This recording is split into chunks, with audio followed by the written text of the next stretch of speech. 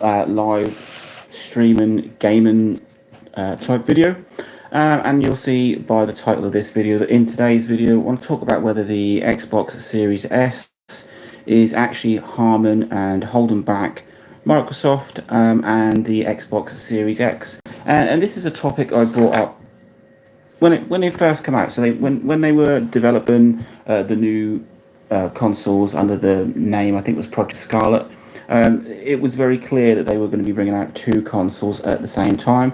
Nobody really knew exactly what sort of specs were going to be, and I always found it a little odd that they brought out this huge, powerful Xbox Series X with all the bells and whistles of the next gen console, and then they brought out the Series S, which on paper just seemed to be so much more sort of dumbed down than the Series X. So if we just somewhere along here, I've got some notes, and we just look at the specs of the two. So you've got the Xbox Series X. It's got 16 gig of RAM. It can do 560 gig memory bandwidth, 12 teraflops, 3.8 gigahertz CPU. There you go. There's your specs of that. If we then actually, before we do that, if we run that beside the PS5 specs, you've got 16 gig of RAM. You've got slightly less, so you've got 448 gigahertz memory bandwidth and 10 teraflops and a 3.5 gigahertz CPU. So the Series X and the PS5 are pretty much sort of on par. It's a little difficult to compare because they're running different architectures. But if we then look at the Series S spec-wise, it's only got 10 gig of RAM.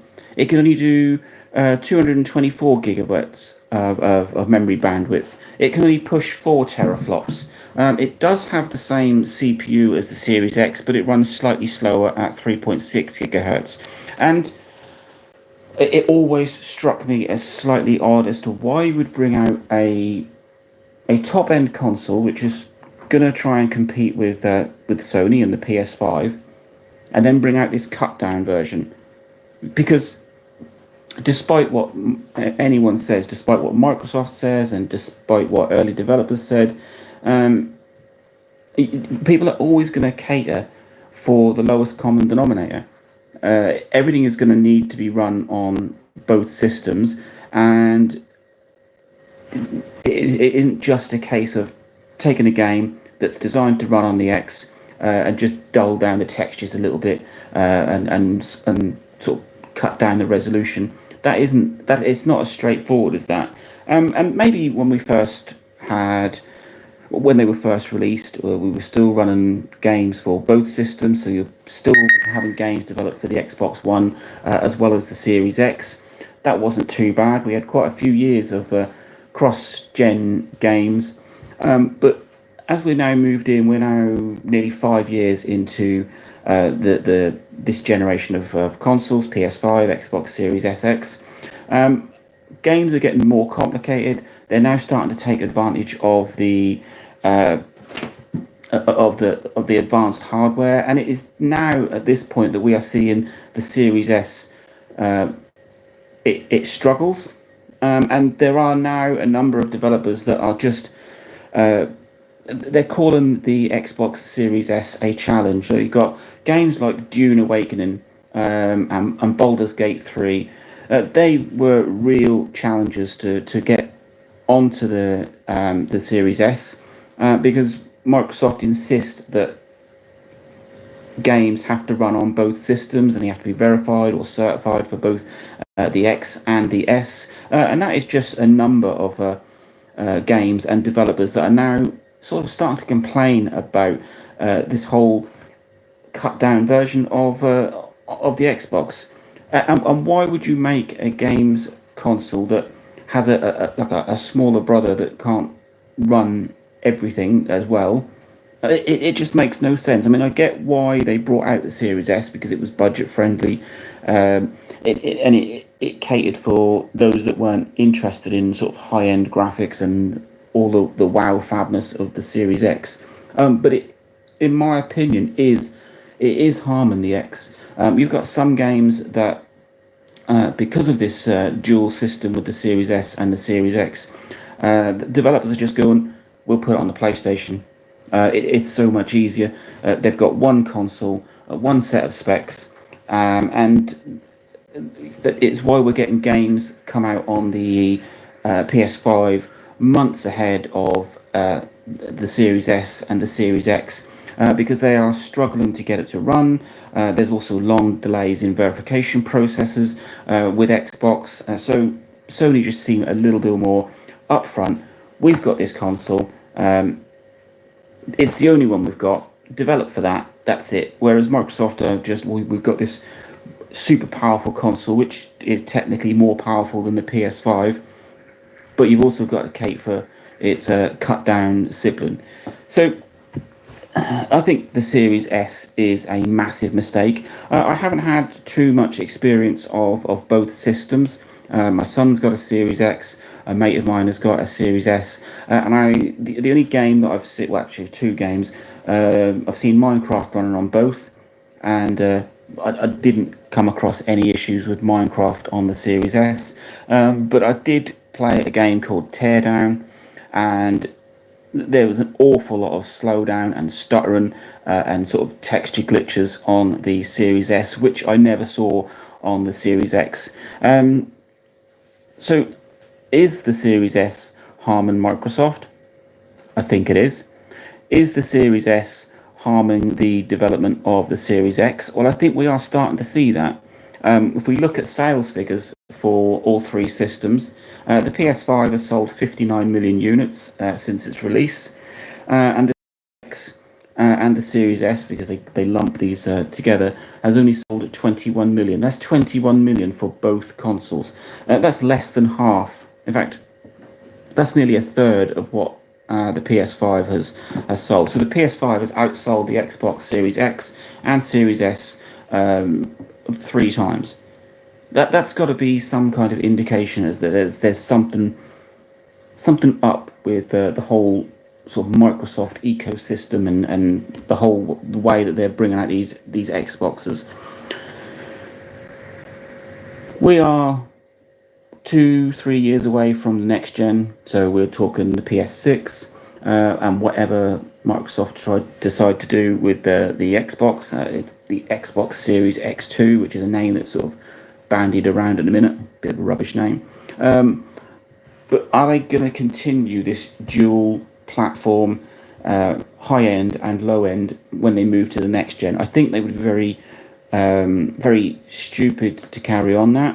I don't think the budget version has gone quite as well as as expected, and I think it is seriously impacted on sales. It's also starting to impact developers. They don't want to be developing for this cut down console. They want to be releasing games that are like the next gen, and the Series S is really not that much more beefier than an Xbox One X. So this whole thing has annoyed the games industry. It's annoyed developers, and it's hindered sales. So I think Microsoft needs to learn a lesson here.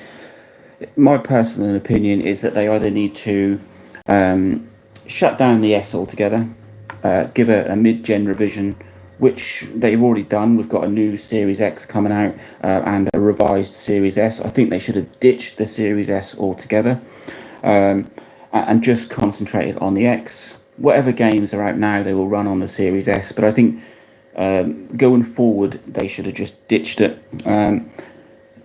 Perhaps they could split it. Perhaps now, maybe, although that's going to annoy a lot of consumers and a lot of gamers, if they start to develop games that will just run on the Series X, so they're not optimized for the Series S. I think you could end up with some kind of lawsuit there, because people were sold the Xbox Series S under the provision that it would run all games. So whether you had an X or an S, you'd still be able to run it. So if they decided to backtrack on that, then I think they could end up in some deep water. But they need to do something. I think what they really ought to do is just get rid of the S altogether. Stop selling it. Although it's not going to stop this whole verification sort of certification process that means that it's got to run on both systems. This whole twin console idea was a bad idea. It was a big mistake. It hasn't paid off. In terms of unit sales, it hasn't worked. In terms of developers, it's beginning to piss them all off. They want to be developing for one system, one set of specs, and they want to be pushing those consoles as hard as they can, and they can't when they've got to count for a system that's got nearly, well, 6 gig less RAM, a third of the teraflop capabilities. So who knows what happens in the next sort of couple of years.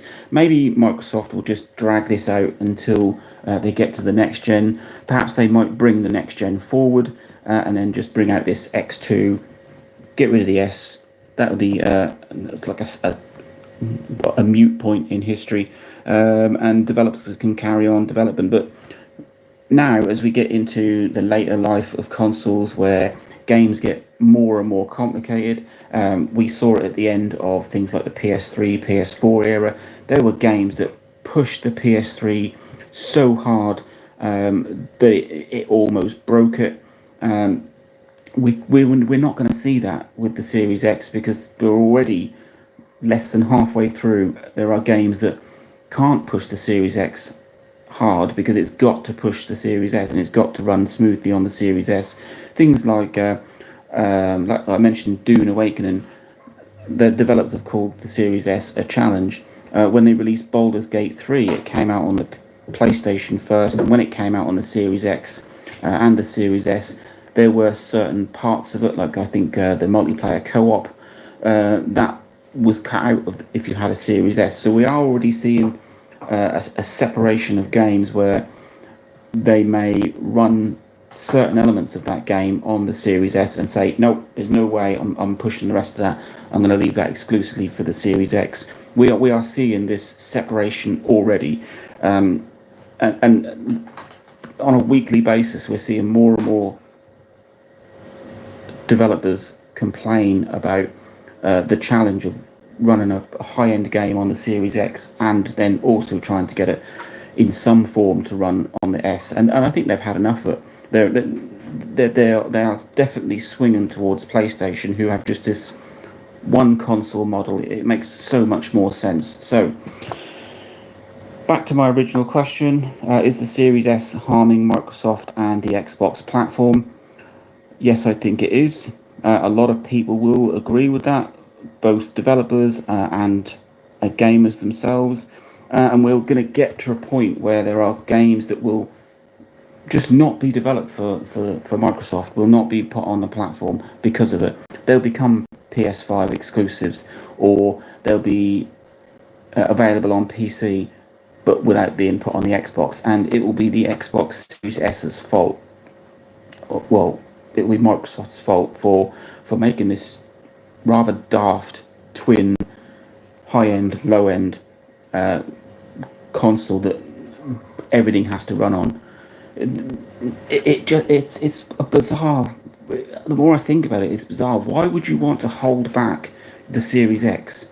It's capable of so much more than the Series S, and yet it's being held back, and it's going to continue to be held back until they do something and they ditch the S, or they just make Series X exclusive games. Let me know what you think. Like, subscribe, enjoy.